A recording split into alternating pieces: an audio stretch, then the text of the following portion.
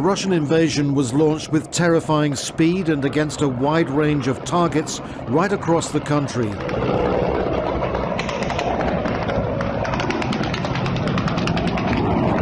The long military build-up around Ukraine's borders finally unleashed by order of the Kremlin.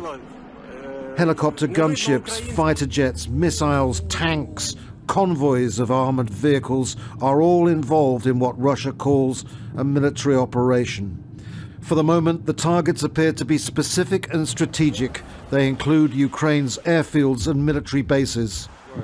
This video from Melitopol in southern Ukraine appears to show the destruction of the city's airfield. But shrapnel and shells are also reported to have landed in civilian areas, including the capital, Kyiv.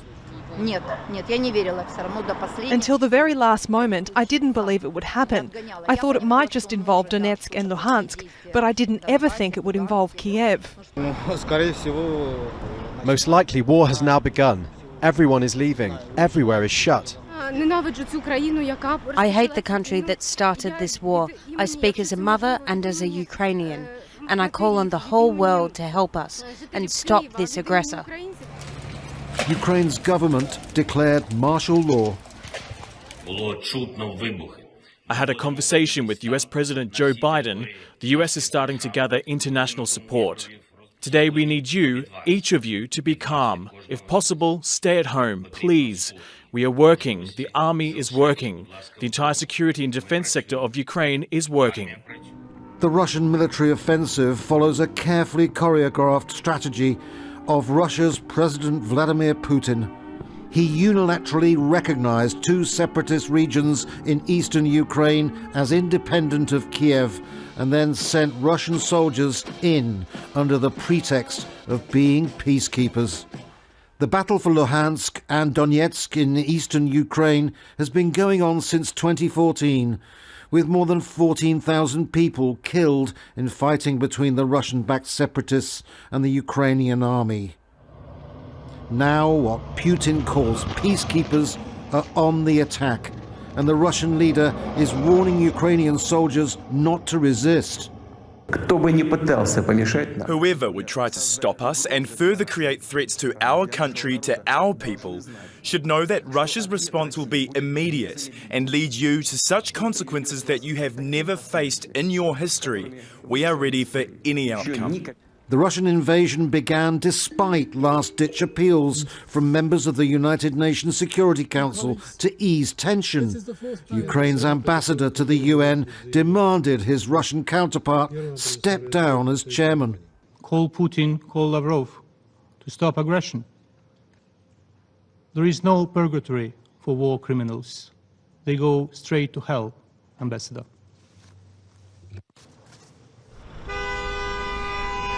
As news of the invasion spread in Ukraine's capital, Kyiv, main highways out of the city quickly became gridlocked with traffic. There's a mood of desperation developing now. Many people just jumping into their cars, getting their families together and heading on the road, trying to get to Poland. But the main auto routes are all jammed. There are so many people trying to do the same thing. Others are going underground, taking shelter. Others have been flocking to the supermarkets and frantically stocking up on essential items. This was the scene in Kramatorsk in the east of Ukraine as shoppers grabbed what they could to fill their cupboards. The Ukrainian army and air force are putting up a fight and resisting the Russian attack. This video from the Defense Ministry said to show a Russian helicopter shot down by Ukrainian forces near Kiev. But there will be no reinforcements from NATO, and the odds look heavily stacked against Ukraine's forces. The moment a missile slammed into an apartment block in the south of the Ukrainian capital, Kyiv. The attack's evidence, say the Ukrainian authorities, of Russia's willingness to hit civilian targets. We managed to escape. We were in kitchen. We were lucky. It was a direct hit in the living room. My wife and the elder child have their legs broken. Our young child was taken somewhere by rescuers. Ukraine's president had warned of a difficult night, and for many it came. This, the aftermath of fierce fighting close to people's homes. The Ukrainian army said it had destroyed a Russian military convoy trying to enter the city.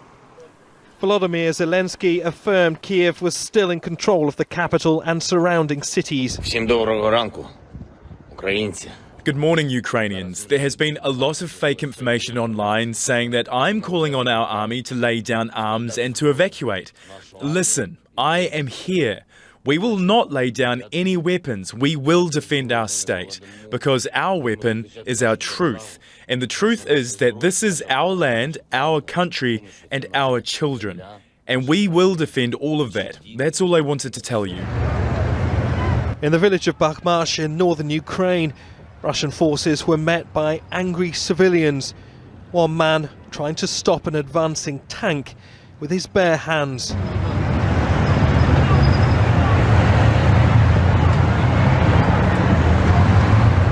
Before being pulled to safety.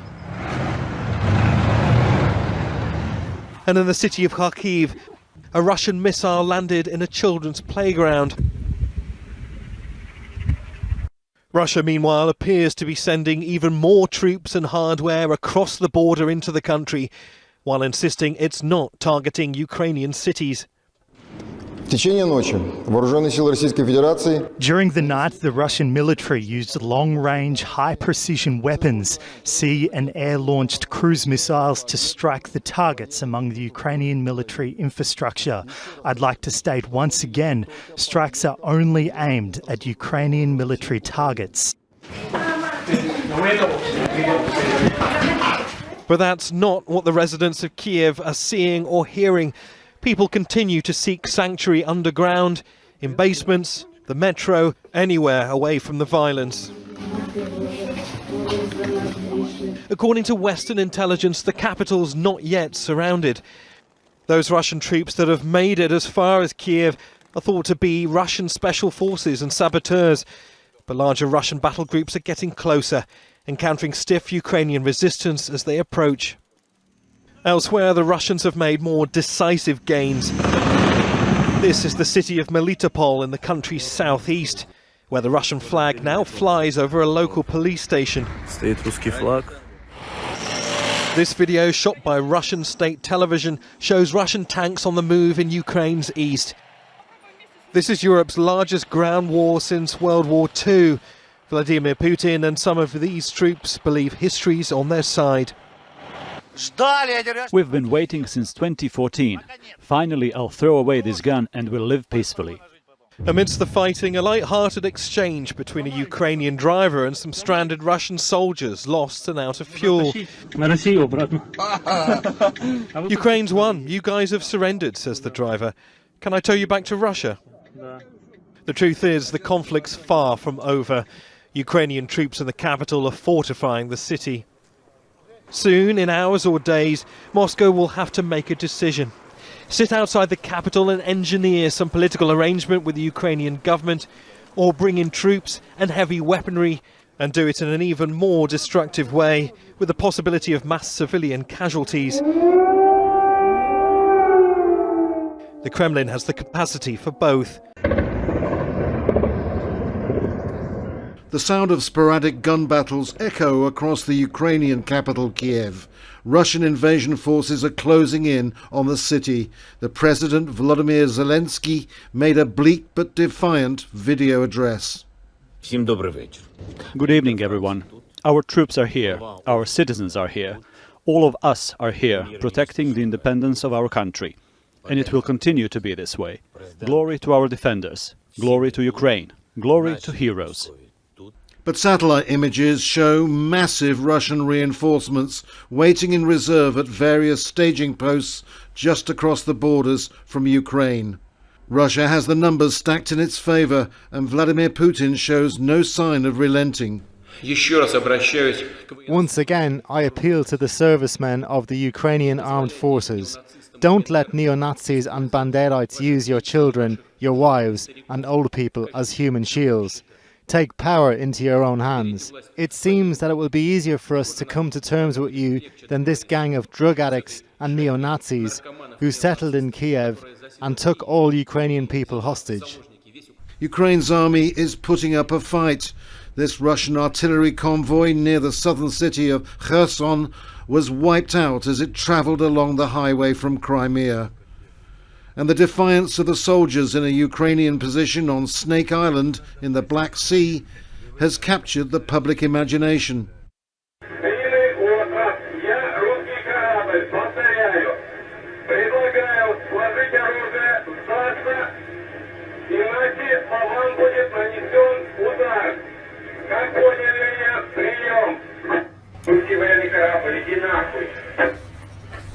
Minutes later, the entire garrison of 13 was wiped out by a Russian bombardment. Russia says Ukrainian civilians need not be worried, but this civilian motorist would disagree. His car run over by a Russian personnel carrier which appeared to deliberately target his vehicle. Remarkably, the man was pulled out alive from the wreckage. In contrast to the situation elsewhere, in Dnipro, a city with a population of 1 million people, it's relatively quiet. But even here, there's no escaping the sense of foreboding and tension. I don't want to go away from my land or my country. I will stay here. I will fight here for my freedom, for my independence, for my nation. For us, and for me especially, this is invasion absolutely unbelievable. We're in the center of the capital of Ukraine in a war that's costing so much in lives, money and faith. Yet there's an eerie silence here. No one to be seen around this area. The streets over there pretty deserted. Those that are around are invariably in bomb shelters. I have to cope, but really we are just struggling by getting stuck in here. That's the thing that we can't escape at the moment. Her son voiced some optimism.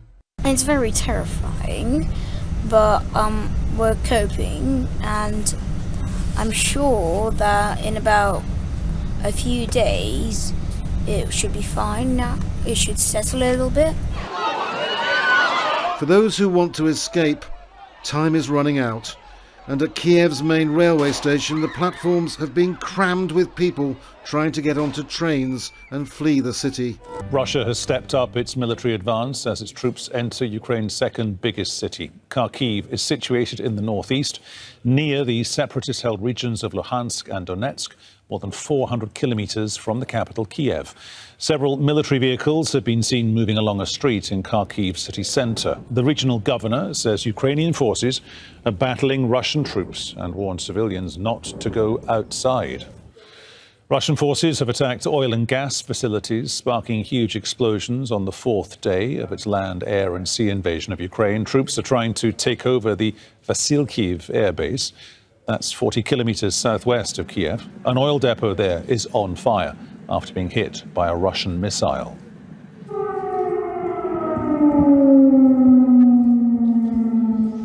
Air raid sirens have sounded in Kiev minutes before a blast was heard. The city's 3 million residents have been told to take shelter, with fears the battle will get close to the city centre. A curfew has been imposed until Monday morning. Hoda Abdelhamid joins us live now from Dnipro in eastern Ukraine. Hoda, just get us right up to date with all the main developments overnight your time. Well, in Kharkiv, I think that's where the most significant development happened in this part of the country. The Russians, according to the civil administrator, that some Russians light vehicles have managed to enter the city from the northeast. They also blew a gas pipeline, which would mean that many civilians would not have heating, and it is very cold at this time of the year.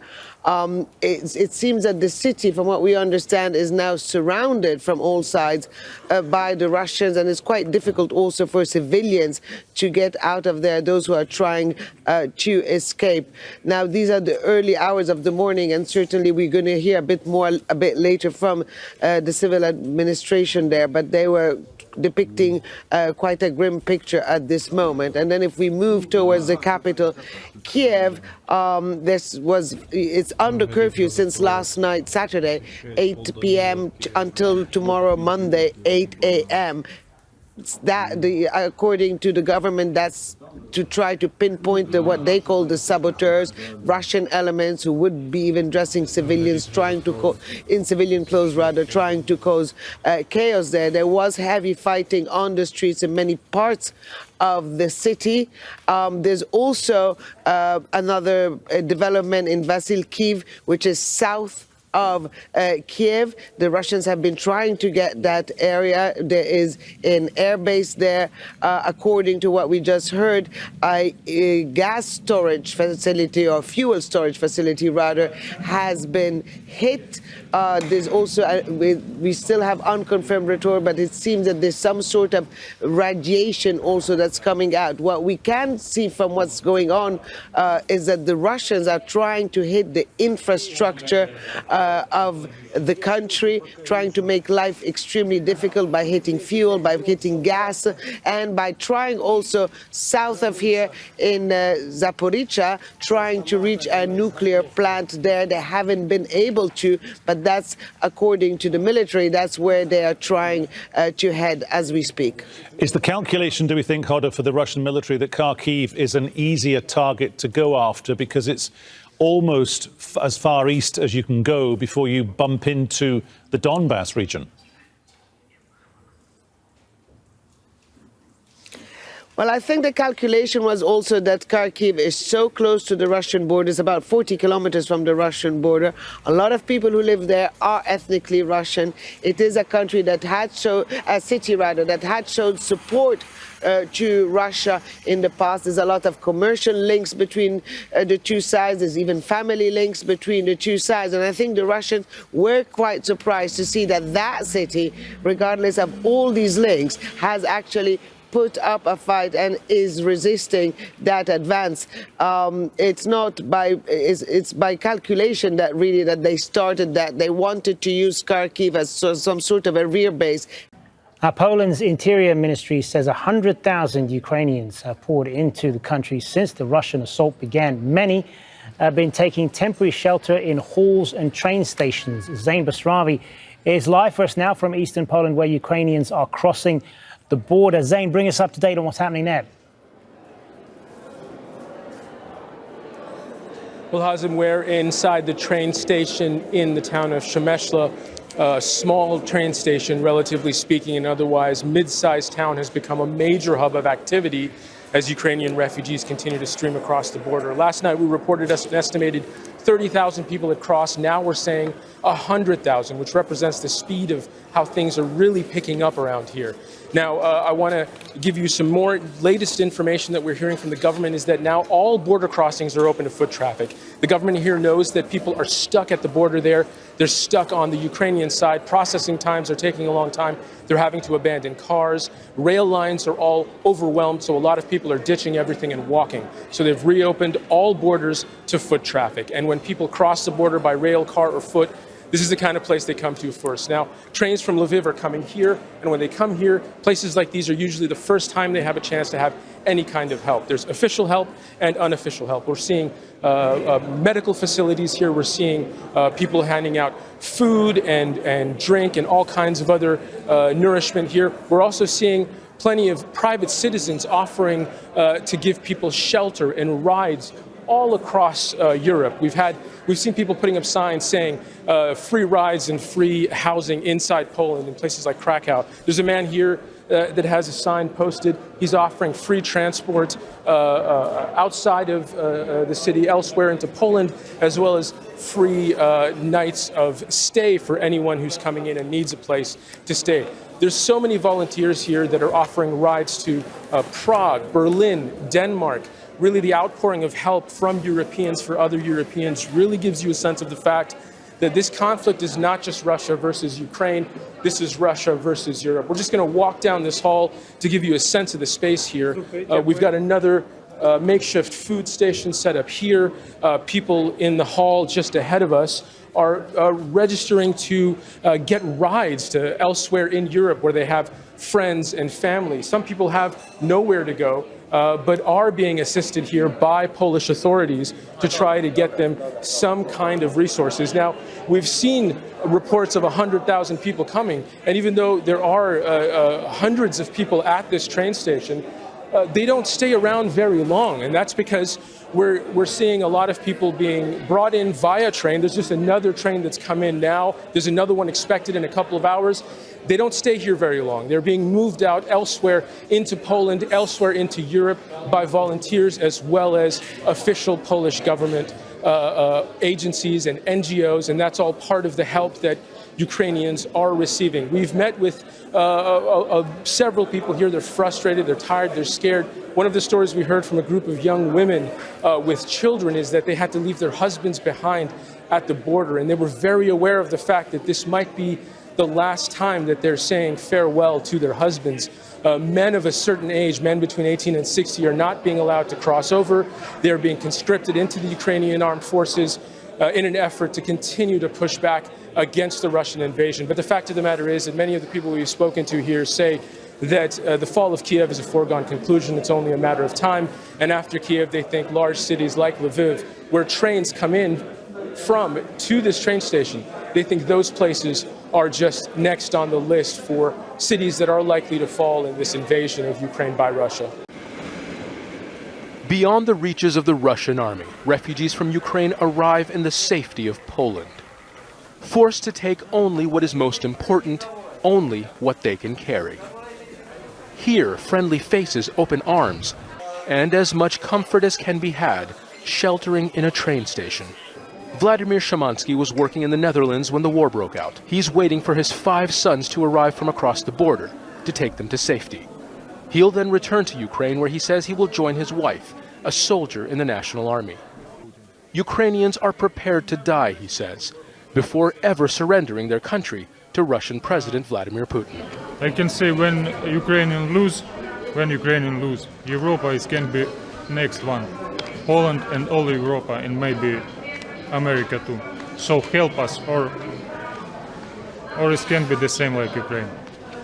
Ukraine's decision to conscript men of fighting age into the armed forces has divided families.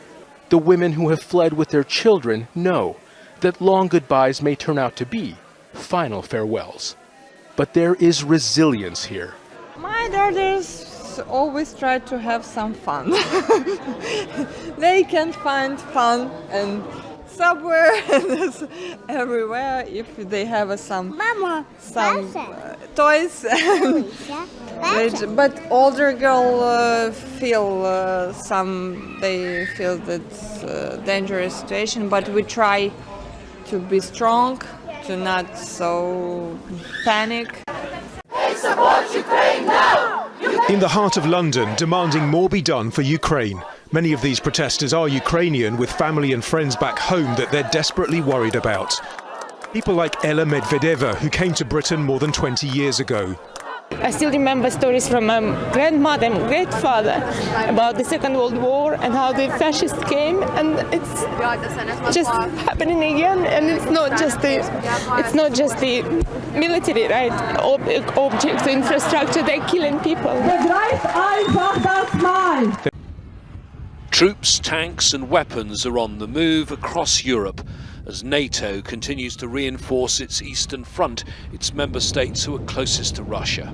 Now the alliance has activated elements of its response force. Thousands of extra troops, over 100 jets are on high alert, 120 warships are in position. NATO leaders met by secure video conference for the first time since the start of the Russian invasion, as fears grow that the Ukrainian capital could be taken soon. How fearful are you about the possible fall of Kyiv? And if we move to a resistance, insurgency type situation, what support can NATO then give? What we have seen is that the Ukrainian forces are fighting bravely and are actually able to inflict damage on the invading Russian forces. But again, it is a very fluid and an evolving situation. NATO allies expressed at the summit today that they provide support to Ukraine. They are ready to continue to provide support to Ukraine. Here at NATO headquarters, the plan is to fully protect their members on the Eastern Front, the countries closest to Russia. But at the same time, they're sending a message to President Putin. You're getting exactly what you said you didn't want, an increased NATO presence on your doorstep. It's part of a coordinated effort. The European Union was invited to the virtual NATO meeting. At the same time, EU foreign ministers met in Brussels to agree a fresh round of sanctions, the third in just 3 days. This time, they decided to directly sanction the personal assets of President Putin and his foreign minister, Sergei Lavrov. Okay, so let's take a closer look now at the Belgium-based SWIFT international payment system. SWIFT stands for the Society for Worldwide Interbank Financial Telecommunication. Banks around the world use it to make secure cross-border payments. Removing some Russian banks from SWIFT will make it almost impossible for them to send money in or out of the country. This will impair the ability of Russian companies and their foreign customers to trade and will particularly affect Russia's oil and gas exports.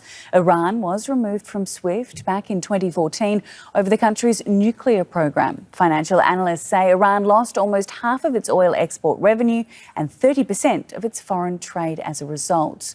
Let's bring in Lawrence Kotlikoff, who's a professor of economics at Boston University. He joins us from Providence, Rhode Island. Thanks for being on the program, Professor. Let's take a closer look now at these sanctions. What impact will blocking access to SWIFT have on Moscow? Well, I think it's going to be part of, it's basically a decision on the part of Europe and the US and its allies in other parts of the world, Australia, New Zealand, to stop importing and stop importing from Russia or exporting to Russia. And SWIFT is an aspect of that, but even if they come up with some other way to do transactions, if these governments will say we're going to put an embargo on imports and exports, that's the next thing that's going to come. So it's going to be Russia perhaps working with China, but China is going to be probably very hesitant because they'll realize that if they side with Russia in this, then they could also be embargoed. So we could end up in the extreme if we have, with Russia and China, basically with a few buddies and the rest of the world. And that's going to go very badly for both of those countries. You mentioned briefly where to from here. What other financial punishments could be implemented against Russia? There's obviously the option for the EU to sharply reduce the purchase of Russian oil and natural gas. But then would that be too costly for the EU, given it receives a third of its energy from Moscow? Well, I think they may, I think this is going to happen through time. So perhaps in May, the Germans will decide to stop importing gas when it's no longer needed to heat Germany, and they will start reactivating their nuclear reactors for nuclear energy. There's lots of, there are responses to coming up with ways to get energy even in the medium term.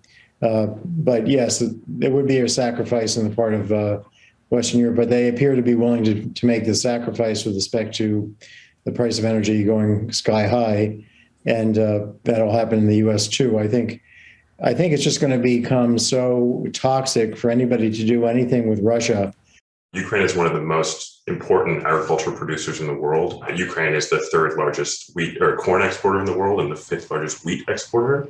And their wheat especially goes to a lot of lower and middle income countries around the world, and especially in the Middle East. While bread prices make it sort of the bulk of the sort of focus, meat prices and prices of other sort of agricultural products that depend on those commodity crops for production are going to be impacted. And going back to Arab Spring, I think it's a fairly sort of common assertion that bread prices and price of general food was a main driver of the sort of political instability and uprisings at that time. So you could see political instability, you could see food insecurity, and in the worst case, hunger and human suffering.